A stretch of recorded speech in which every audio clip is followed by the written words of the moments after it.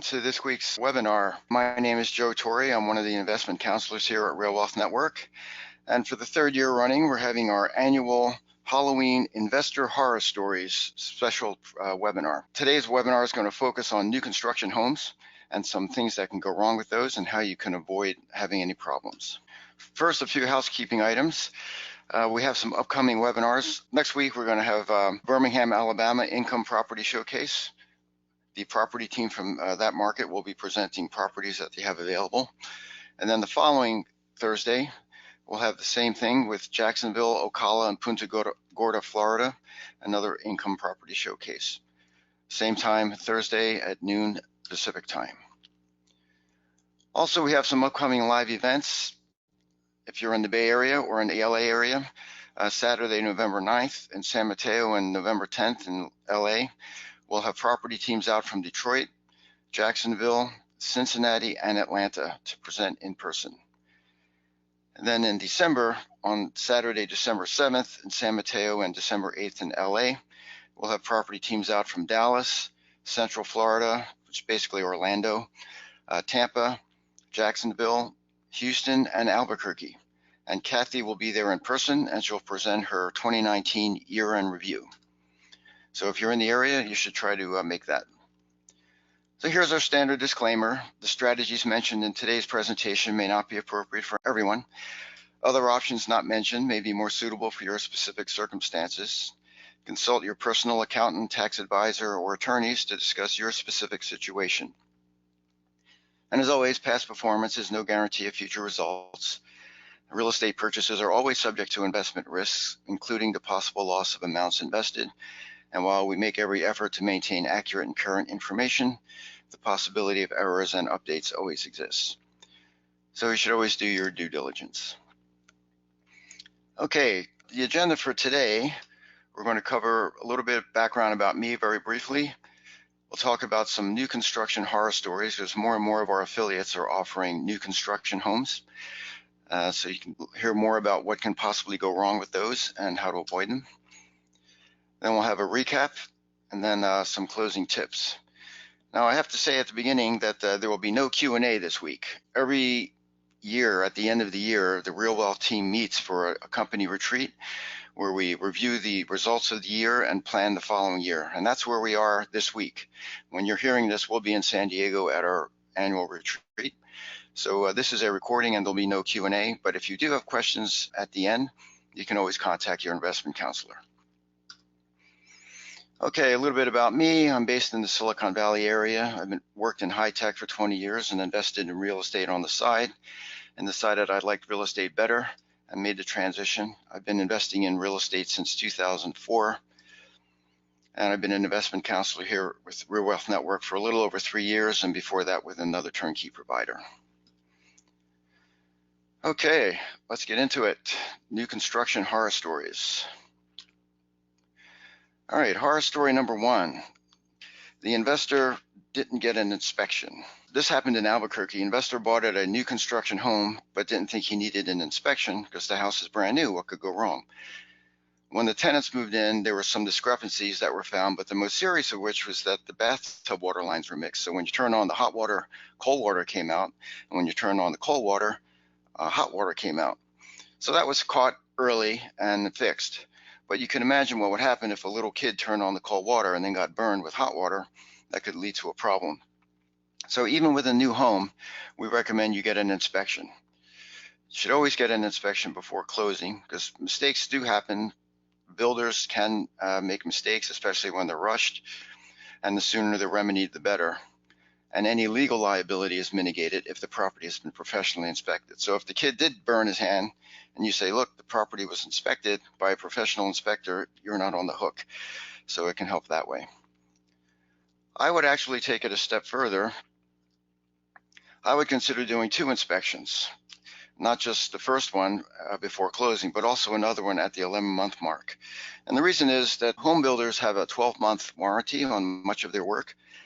And so at the 11-month mark, you can have it inspected. Maybe the ground is settled and there's some cracks in the walls or the foundation, or maybe the tenant has noticed something that's not working quite correctly. So if you do an inspection at the 11-month mark, you might be able to get those things taken care of for free because it's still under builder warranty. So contrary to this investor in Albuquerque who thought that he didn't need an inspection on a new home, I would go in the other direction and argue not only should you have an inspection, you should have two, one at the beginning and then one at the 11th or 10-month mark, so you can identify any problems and then get them remedied for free. And another tip, this happens a lot with new constructions. For the first inspection, make sure that the utilities are turned on before scheduling. A lot of times with a new house, the utilities aren't turned on or they're not in the right person's name, and the inspector can't test the air conditioning, you can't test the water, the lights, the appliances, and so you have to send the inspector out a second time. It's going to cost you twice as much. It's easy to forget, so just make sure with the property management company or whoever you're buying the property from that the utilities have been turned on before you order that first inspection. Okay, another problem, hidden costs. One investor bought a new home, but after closing found out she had to pay an extra $8,000 out of pocket because the new home didn't come with certain things like sod and backyard fence, appliances or window blinds, and these had to be added after closing. So the takeaway here, should always read the purchase contract carefully to understand what is or is not included in the purchase price. Even within the same market, whether it's Atlanta or Cincinnati or Houston, what's included with a new construction home will vary from one builder to another. So you can never be sure, you have to check each time. And anything you identify that should be added, like fence, blinds, sod, grass, that should be added to the purchase price and amortized over the 30-year loan instead of paying it out of pocket. So in this example, the $8,000 the investor had to pay out of pocket, if that was amortized over 30 years with a 5% loan, that would add about $40 a month to the monthly payment.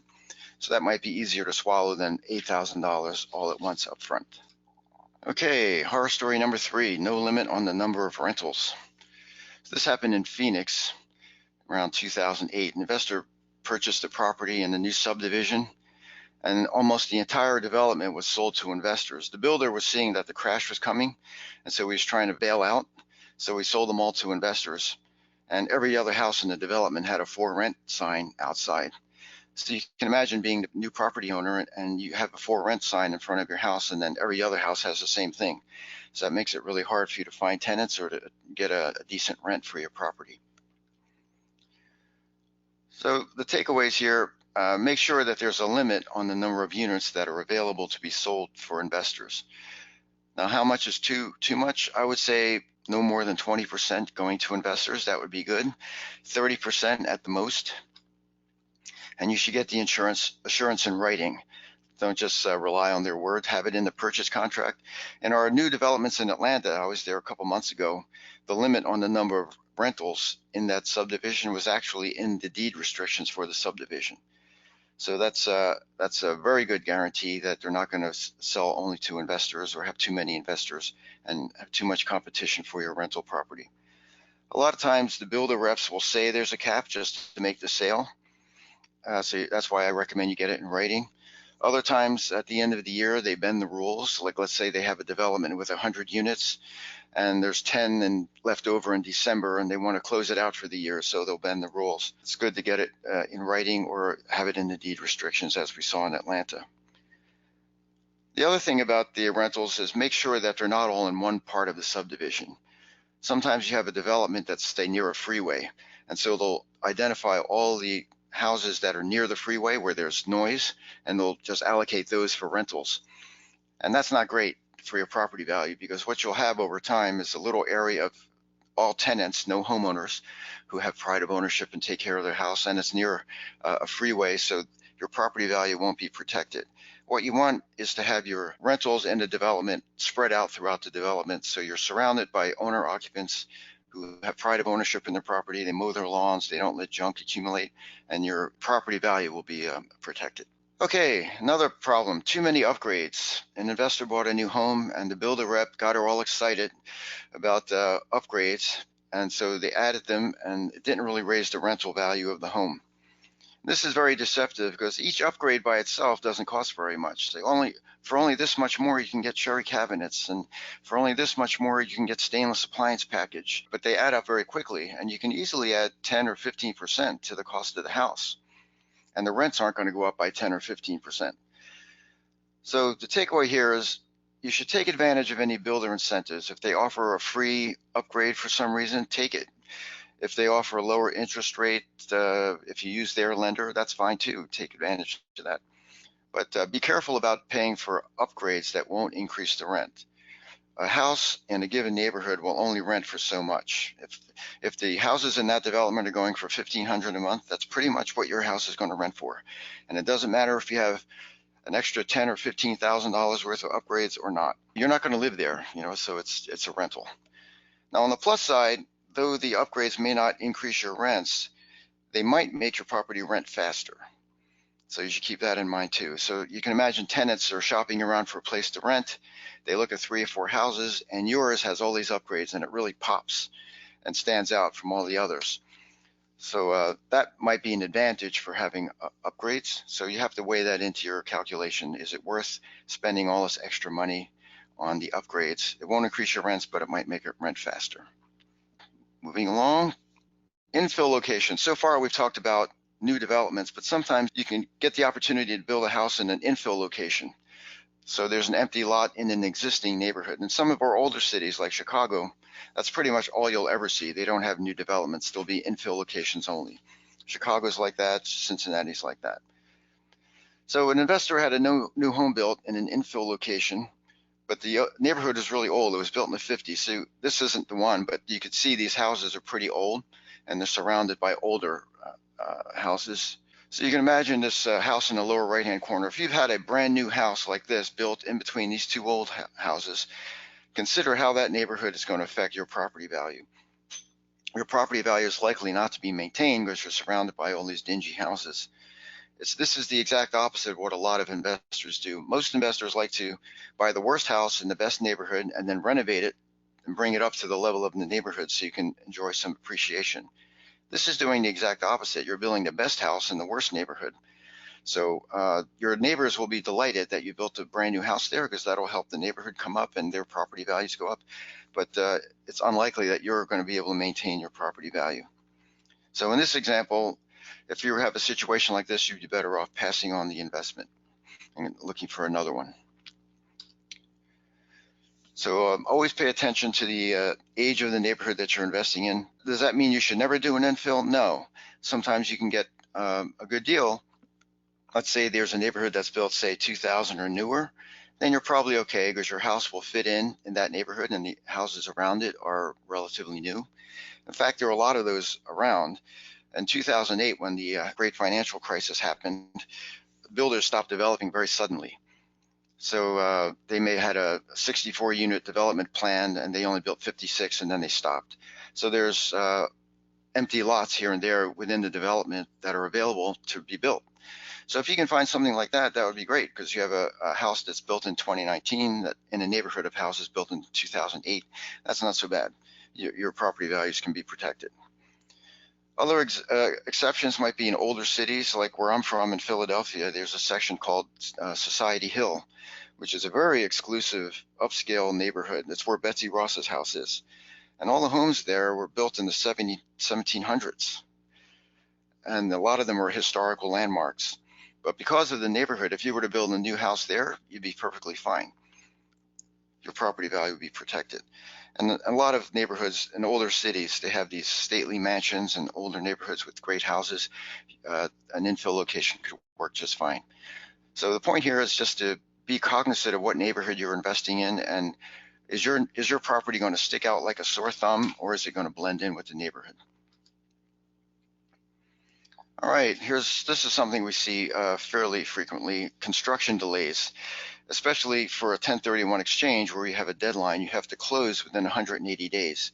So this investor did a 1031 and the house was supposed to be done at the 5-month mark. That was well within 180 days, but due to bad weather and other delays, the house wasn't completed until the very last minute and the investor almost missed her 1031 deadline. So this can happen, and it's kind of scary when you're down to the wire. on a new development. So I recommend when you're doing a 1031, buy properties that are already completed or they're scheduled to be completed in the next couple months. That way, if it does have a delay, if the 4-month project turns into 5 months, you still have some wiggle room. Don't take it down to the wire. And Jacksonville, Houston, Cincinnati, and Chicago property teams offer our build-to-order new construction homes. So this is where you'll see that kind of situation where you don't have a house that's completed. You put a earnest money deposit down and they'll start building it for you. And it's supposed to be done in 5 or 6 months, but you should be very careful about when it's supposed to actually be built, and whatever they quote you, add a couple months so that you have some wiggle room. I haven't done any kind of scientific study, but from what I've seen, dates slip and new construction's about 90% of the time. So be very careful about that one. All right, number 7, HOA Adverse. So investor just categorically rejected new construction homes altogether because he didn't like dealing with HOAs. So HOAs can be a problem. They can be annoying sometimes, but they could also help out. They can protect your investment. They can prevent having for rent signs everywhere in the development, like we saw in Phoenix earlier. They can prevent properties from being used as Airbnb or for other uses. Sometimes it's easier for the property manager to manage the tenants because you can make the HOA the bad guy. Say, these are the rules and we have to go by them. And sometimes they cover common area maintenance like lawns or watering the grass, that sort of thing. Bottom line, the HOAs can serve a useful function. They can make tenants behave like owners, because tenants don't take care of a house the way the owners who have pride of ownership will take care of it. And so by enforcing these rules, they can protect the value of your property. So rather than reject the HOAs entirely, what you can do is read the CC&Rs, the covenants, conditions, and restrictions thoroughly. And if you think you can live with the terms and you think they're adding value, then you could leave yourself the option of investing in a new development with HOA in place, instead of just eliminating it altogether and not being able to take advantage of new construction homes altogether. All right, last one. The investor didn't visit the property before purchase. We see this from time to time. The investor is busy, doesn't want to take time off work and fly out to look at the property firsthand. When the investor bought the property, he had a hard time getting tenants because it was one of the first houses built on the street.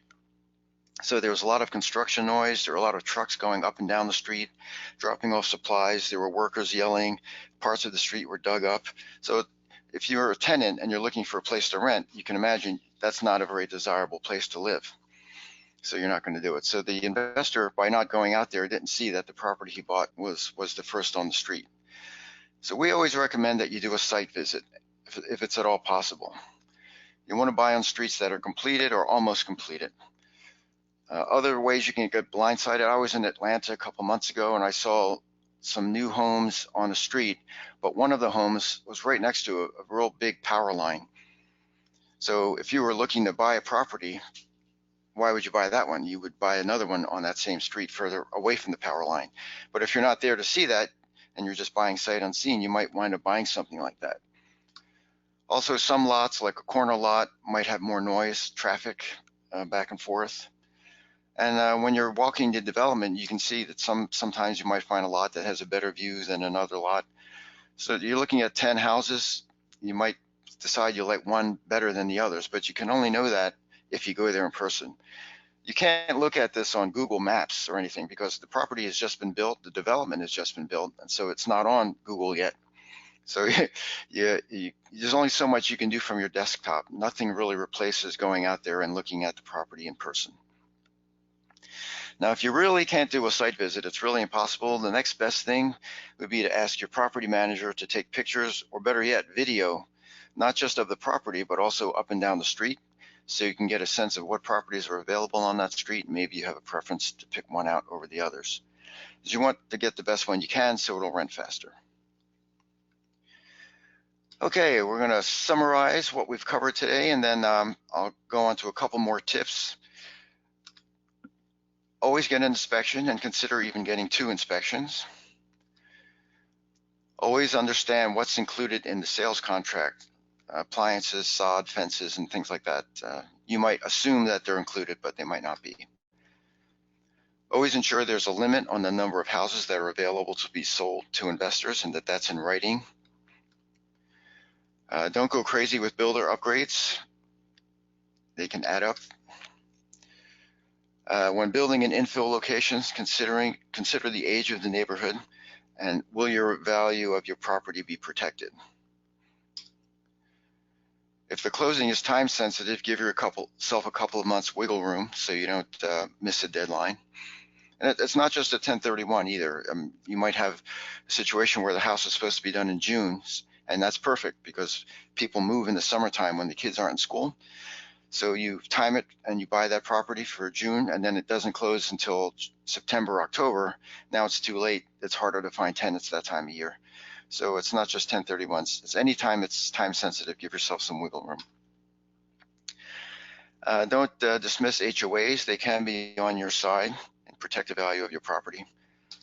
And always, if possible, visit the property, see the neighborhood in person so you can get a good feel for the neighborhood and the area and pick the best property that you can. Okay, we're going to wrap up with some tips. These are some further ideas about selecting a new construction home. We don't have a horror story to go with them, so I'm just giving them as tips.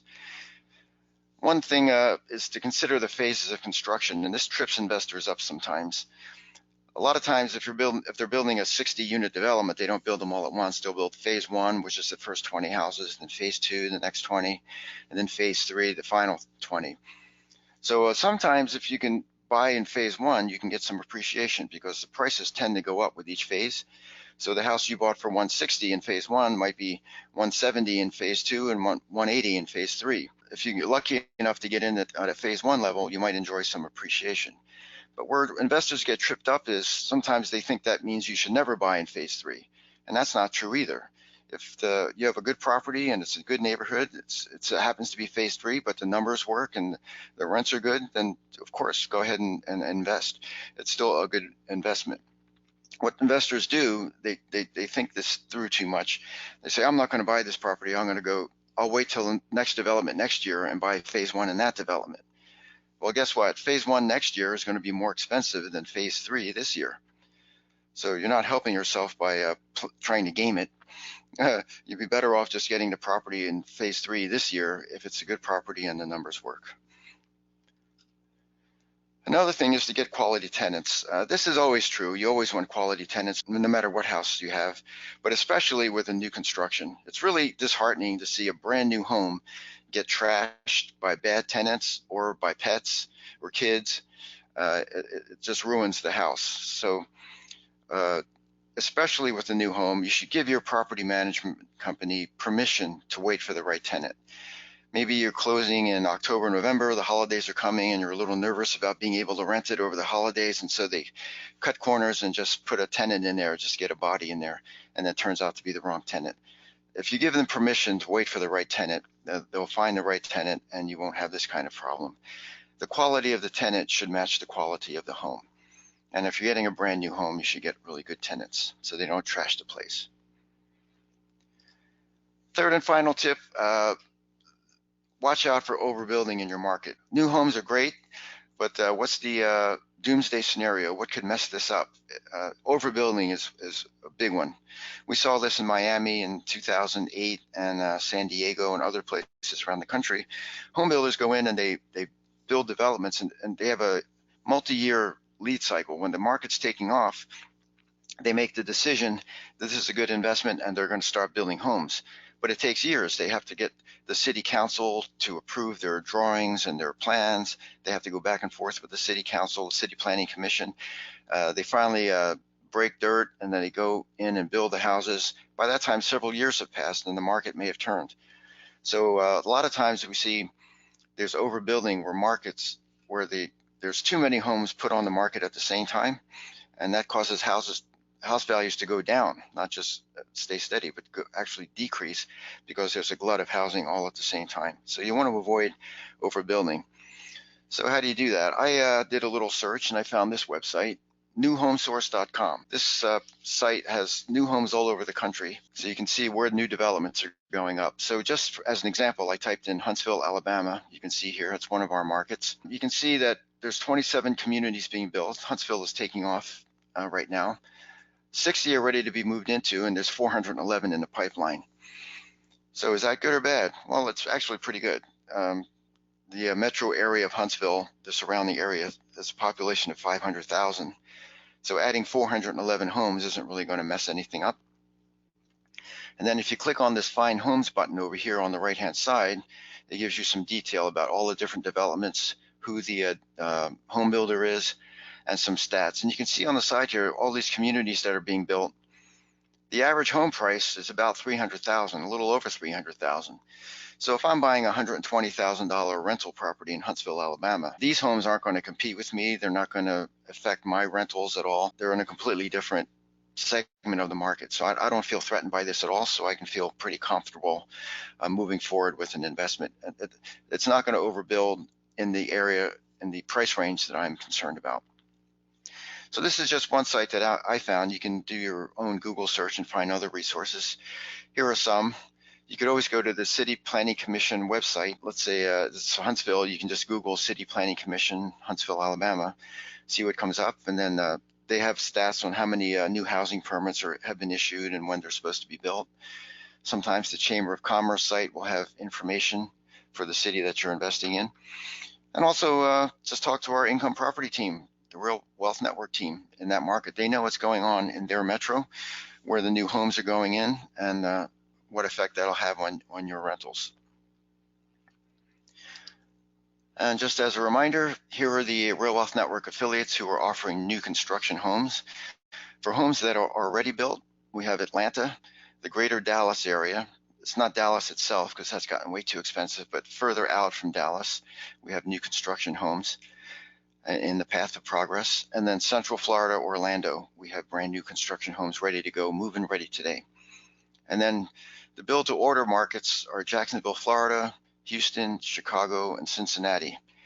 And these are markets where you would put the down payment, like a earnest money deposit, and then they would build a house for you in 6 months or so, and then you can have tenants move in at that time.